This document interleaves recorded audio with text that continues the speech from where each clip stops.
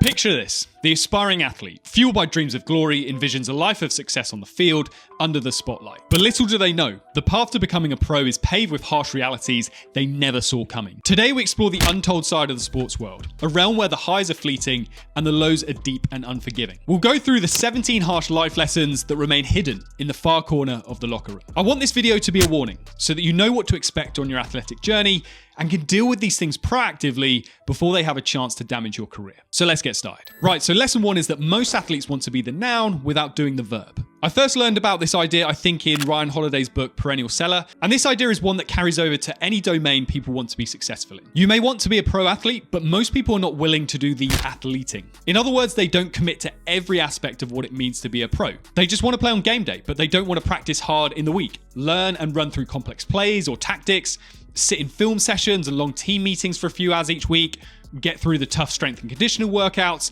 and make a commitment to getting 8 to 10 hours of sleep a night. And the truth is, you'll never make it at the highest level if you don't commit to doing everything that goes into the mixing pot of being a pro athlete. And this ties into lesson number 2, which is your life will be mundane. The sociologist Dan Shambliss found in his research on swimmers of all abilities that those who reach the highest level and sustain that level for their entire career are those who embrace what he calls the mundanity of excellence. This is about accepting you'll have to do countless tedious reps of a skill, drill, or distance hundreds if not thousands of times until you nail it. It also means eating pretty much the exact same healthy breakfast, lunch, and dinner 365 days a year.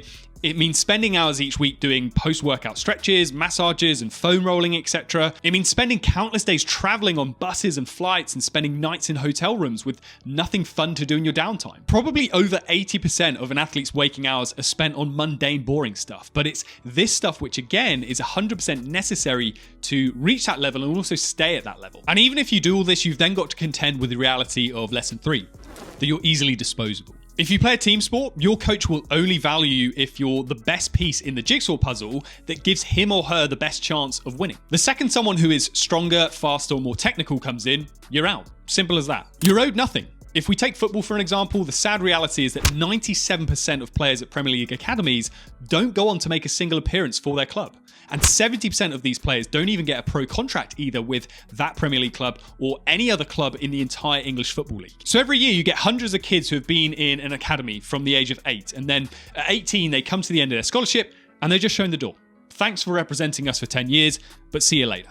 That's the reality. And if you do individual sports, you're equally as disposable to sports federations and governing bodies. There's only so much funding by organisations like UK Sport for athletes pursuing Olympic dreams. And even if you're in the top 5 in the country, you may not be considered good enough to support and invest in. So because of this, you also have to learn lesson 4 as quickly as possible, and that is that your teammates are your biggest enemies, not the people you're playing or performing against. There are only so many scholarships, contracts, and sources of funding that can be handed out. And most athletes nowadays are not prepared for this competitive reality because of a shift in culture that we've seen over the past 10 years towards this everyone gets a trophy mentality in school and junior sports. That doesn't align to the fact that with each level up you make, the competition is so real. You may be playing weekly with your bros or your girls, and you're helping each other level up. But they really are your enemy because you're fighting for the same thing, and there will be winners and losers in terms of who makes it and who doesn't. So you will have to climb all over people that you really respect and love to get to the top, unfortunately. But even if you then make it, you're not this free and empowered athlete who is the master of their own fate. No, because lesson 5 is that you've got to be prepared to be a puppet. As said earlier, in team sports, you only derive value if you fit into a system that your coach wants to play, and they see you as a legitimate piece of that puzzle. That means you have to play by their rules, and sometimes play in systems and with tactics that you don't enjoy. But if your goal is to win, then you have to tolerate that. Otherwise, you're on the bench or not in the squad. There have been teams and individual athletes in sports who have had to win ugly, and that can only happen by surrendering your personal desire to perform with freedom and expression, and instead stick to a strict script provided to you by your coach or trainer. You may hate how you end up playing or how you're being used, but if you want to win, then surely it's worth it. That's for you to decide. And even if you are a winner, that doesn't automatically guarantee success and the ability to have a good life. Because lesson number 6 is that you probably won't get rich. Because of the availability bias, we falsely assume that most athletes are well off. But they're not, because those riches are only reserved for the top 1% in the most high-profile sports. World championship level athletes in countless sports spend most of their careers either around the poverty line or in tens of thousands, if not hundreds of thousands of dollars of debt. Because to get to the top level in most sports requires so much personal investment. A really good example of this is tennis, specifically players trying to climb the ladder who rank just outside the top 100. These are elite athletes, but they have personal costs that can be at least 20 to 30k a year, even though in that time they may only make a few $1,000 in prize money. This is because of having to pay for endless flights, hotel rooms for themselves, but also their own one-to-one coach, private physio, and so on. So unless you're lucky with sponsors, you can secure scholarships and grants or just have parents with an endless pool of cash. Even sustaining a career in professional sports for more than a few years can easily bankrupt you. And that point there on more than a few years is at the heart of lesson number 7, which is it will last much shorter than you think. The average career in the NBA is 4.5 years and only 3.3 years in the NFL. In any sport, you're extremely lucky to get 10 years at the pro level. And you may think that's a long time, but your perception of time accelerates the older you get. So the first 5 years may go by at a reasonable speed, but then the second 5 years just whiz by. And because of the intensity with which you're practicing and competing, you almost don't get a moment to reflect and enjoy everything you're doing as you're doing it. Time waits for no one, and if you do make it to the elite level, you have to be prepared for the fact that despite sometimes spending 15 to 20 years to reach the top, you'll only get a snapshot of time in comparison to actually be there. It's like spending 2 months climbing Mount Everest and then you're only allowed 10 minutes at the summit before you've got to make your way back down. You really have to ask yourself, is that truly worth it to you? To help you reach that summit, you will need a good support network. But this is incredibly difficult to craft as an athlete because of lesson 8. Snakes are everywhere. Sport is a business, and because of that, if you're any good, you'll have people sniffing around you that will want to convince you that they've got your best interests at heart, but actually they just want a slice of you and your success. College recruiters, sports agents, and don't get me started on the IG models that are looking to secure the bag by becoming an athlete's baby mama. It's very easy to get caught up in your own when you've got so many people telling you it smells of flowers. And I know this one applies more so to the most high-profile sports, but even with less popular sports, they'll be riddled with shady characters who like to use athletes for their own personal gain. So athletes need to keep a really tight, small circle of people they can truly trust. Because the better you'll become, the more you'll attract the worst type of people to get involved with. Having that tight circle of people you can really trust also helps with dealing with key lesson number 9, which is the sad reality that you will be bullied. Sport is a weird one because so many of the behaviors that would not be tolerated in any other domain of life, you can easily get away with. So let's take what Premier League managers do when they get annoyed or angry at referee decisions as an example. The screaming, the swearing, and the squaring up to them. Imagine if a teacher did that when the school inspector comes in to observe one of their lessons.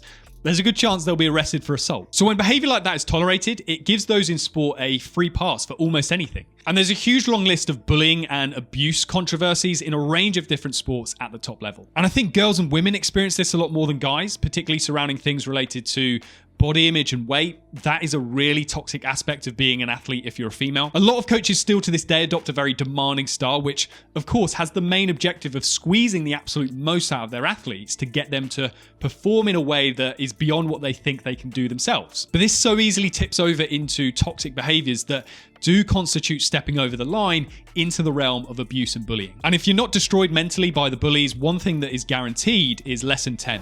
You'll end up destroying your body. A growing number of studies in exercise science show that the vast majority of elite athletes live with chronic pain. Some studies suggest that almost 75% of athletes will experience this throughout their career. That means they're waking up every day with more than just a stiff or sore leg. Instead, they can find it impossible to get through the day without a dose of painkillers or play important games without pain-killing injections. Although these injections can be helpful in the short term, they're not recommended long term because of the risk of damage to tissues and increasing the odds of serious injuries further down the line. But top athletes in various sports are often pressured to take such pills and injections because at the end of the day, the team needs them to play. They need to be seen to be doing everything possible to get out there on the court, field or track, even if it carries risk to their long-term health. A group of ex-NFL players have even tried to sue the league because of what they feel to be a reckless culture of giving painkillers to athletes. And there have been high-profile cases of athletes coming out saying they found themselves becoming addicted to these painkillers, which ties into lesson 11, which is addictions sneak up on you. Athletes are hyper-competitive people. They want to win at all costs, and many show high levels of risk-taking in their behavior. Naturally, this characteristic lends well to having an addictive personality. And when top athletes have all the time, money and status in the world,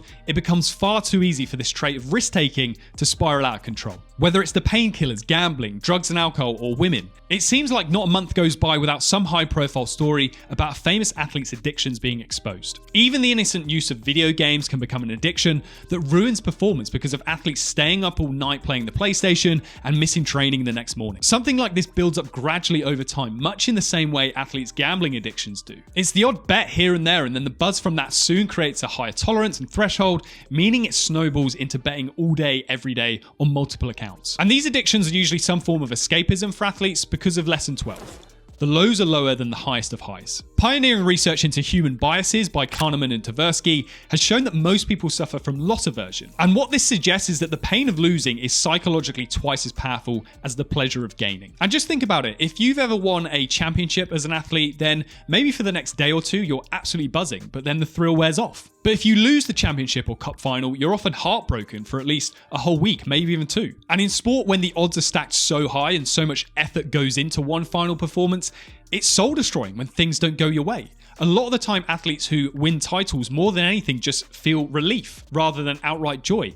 And this relief is felt because of successfully avoiding the pain of defeat rather than gaining the pleasure of a win. So given that most athletes may not even win one title or championship, that means they're embarking upon a career of a lot of pain, frustration, and just plain sadness. So you need thick skin. And another reason why you need thick skin is because of lesson 13.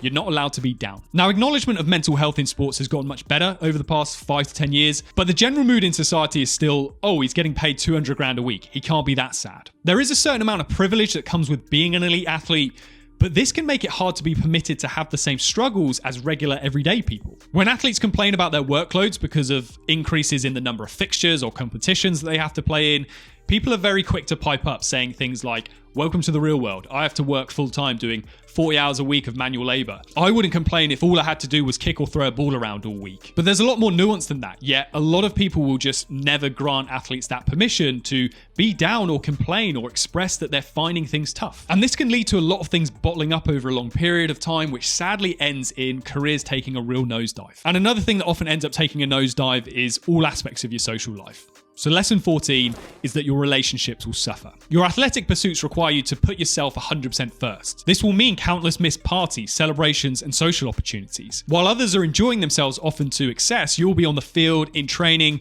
or navigating the long travels required for competitions. Gradually, you'll stop getting invited to things because of all the times you've turned down other invitations because you had to train or compete. And people who you thought were your friends won't understand the sacrifices that you're making. They won't have empathy. They'll just think you're selfish for missing yet another birthday party or night out with the guys or girls. So be prepared for lifelong friends to fade away the higher up the sporting food chain you go. And when it is all over, don't expect to instantly pick up those friendships again. Because lesson 15 is that becoming a regular person again is brutal. Navigating normal life after doing nothing but sport for 20 years is a huge shock to the system. Most athletes will find themselves in their late 20s or early 30s navigating the challenges of finding a regular job, whilst others around them have settled into marriages, parenthood, and own homes of their own. Retirement from sports often means starting from square one again, grappling a reality that can be both daunting and isolating. For example, take Belinda Hocking, an Australian retired swimmer who represented her country in 3 Olympics. She also won world titles, a gold at the Commonwealth Games, and was one of Australia's greatest swimmers of her generation. After she retired in 2016 after the Rio Olympics, she was excited to enter the real world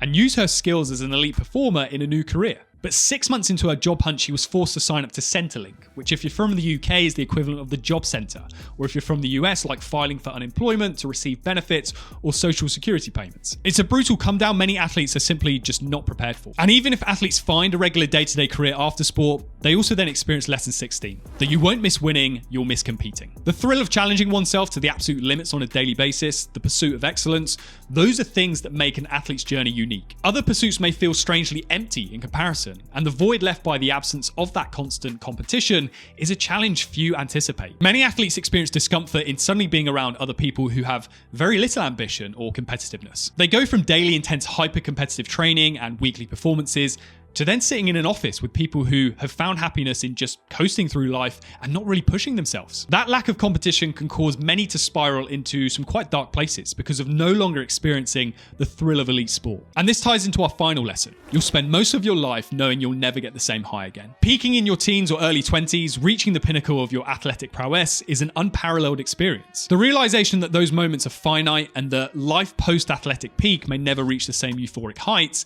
is a weight that many athletes carry. It's a poignant reminder to savor every victory and appreciate the journey, because the road ahead probably won't mirror the exhilarating climbs of the past. Many college athletes go from playing in front of crowds of tens of thousands of fans each week and then don't make it any further in the sport. They then live a life that ends up just being a bit meh in comparison, as they feel that they can never top that life experience. And the same goes for athletes who have a very long, successful career. Even if you retire in your 30s, you still have the bulk of your life ahead of you, knowing that the greatest moments of your life will grow further away in the past with every passing year. These 17 things are harsh realities that all athletes need to know before deciding whether to commit to the dream of going pro. And despite all of these things, 99% of those who've been there before will tell you it's still all worth it.